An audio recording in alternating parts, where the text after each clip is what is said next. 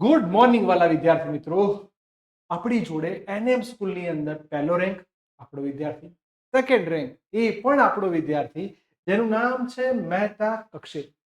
ખૂબ સરસ મહેનત સાથે બાળક આજે ફિઝિક્સની અંદર 45 માર્ક્સ લાવ્યા છે. 5 માર્ક્સ ક્યાંક કપાયા છે. કઈ રીતે એમની જર્ની રહી, કઈ રીતે મહેનત કરવી જોઈએ, અને હવેનું લક્ષ્ય માત્ર એક જ છે, 50 માંથી 50. પ્લીઝ વેલકમ કક્ષિલ. યસ, તો એનએમ સ્કૂલની અંદર જેનો સેકન્ડ રેન્ક આવ્યો છે એવો સરસ મજાનો વિદ્યાર્થી આપણી જોડે છે કક્ષિલ. કઈ રીતે મહેનત કરવી જોઈએ અને શું કરવું જોઈએ બેટા? સૌથી પહેલાં તો તમારે સેક્શન એ માટે એમસીક્યુ અને એસક્યુ માટે વધારે વાંચવું અને ટોપિક સમજવા પડશે, ત્યારે તમને એમસીક્યુ અને એસક્યુ તમે કરી શકશો.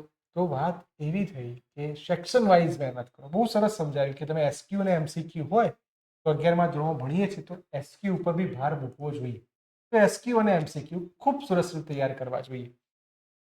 પછી દાખલા માટે તમારે પહેલાં તો ટોપિક સમજવા પડશે, પછી ત્યારે તમે દાખલાની તમારે રકમ સમજવી પડશે, પછી અને તમારે દાખલા માટે સૂત્રો ખાસ જરૂરથી યાદ રાખવા પડશે, ત્યારે જ તમને દાખલા આવડશે, અને દાખલાની પ્રેક્ટિસ તમારે ગણીને જ કરવી પડશે.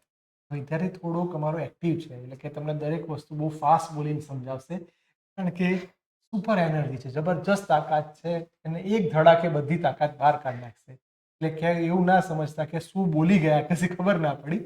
પણ વાત એવી છે કે દાખલાની અંદર સમજીને લખવા પડશે, દાખલાની પ્રેક્ટિસ કરવી પડશે, ત્યારે જઈને દાખલા આપણને સરસ આવડશે.